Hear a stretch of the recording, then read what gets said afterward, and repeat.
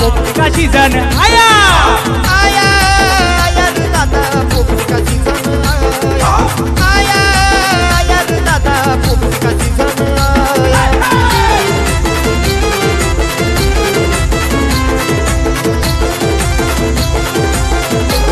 ये पोपटी लगाने का तरीका न्यारा माल सारा भर के मटका भरा माल सारा भर के मटका भरा रे माल सारा भर के मटका भरा ये पोपटी लगाने का तरीका न्यारा माल सारा भर के मटका भरा मटके में शेंगा बीच में अंडी दबा के